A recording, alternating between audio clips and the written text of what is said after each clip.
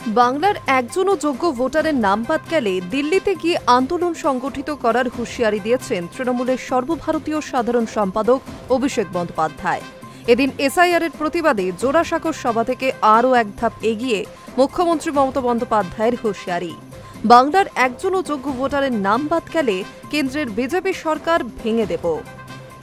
একই সঙ্গে কমিশনকে নিশানা করে মমতা বলেন, মোদিবাবু শাহবাবুকে খুশি করতে গিয়ে কুর্শিবাবু ইতিহাস তৈরি করতে চাইছেন। বিজেপিকে ফেকুবাবু বলে কটাক্ষ করে মমতা এও বলেন, এতদিন পর প্রমাণ দিতে হবে আমরা ভারতের নাগরিক কিনা। মমতার অভিযোগ, বাংলার 2 কোটি মানুষের নাম কেটে বিজেপি বাংলা দখলের ছক কষছে। ওরা হিসেব কষে নাকি দেখেছে ওদের ভোট 39% আর আমাদের 40%।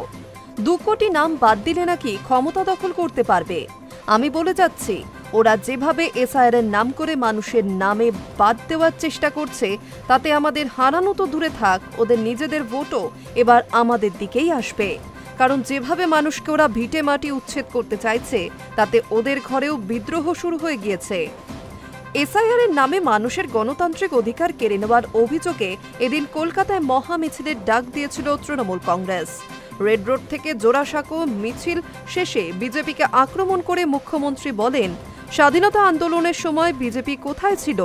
ওদের তো তখনও জন্মই হয়নি। ওরা কি করে জানবে দেশের স্বাধীনতার ইতিহাস? ওরা সবচেয়ে বড় জনগণের টাকা লুটেরা জোরদার।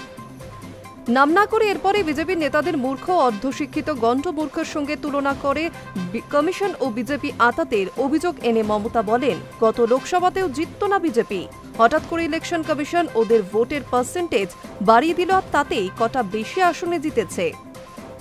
মমতা প্রশ্ন তুলেছেন, এই ভোটার তালিকা যদি ত্রুটিযুক্ত হয় তাহলে এই ভোটার লিস্টেই তো তোমরা সরকার গড়েছ, আগে নিজেরা ইস্তফা দাও তারপরে এসআইআর করবে।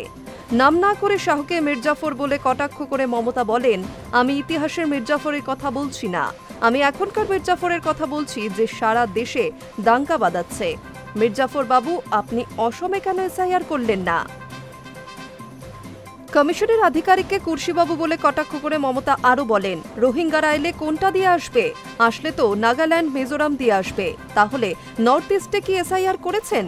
বাংলাদেশিরা তো ত্রিপুরা অসম হয়ে আসবে, সেখানে এসআইআর হলো না কেন?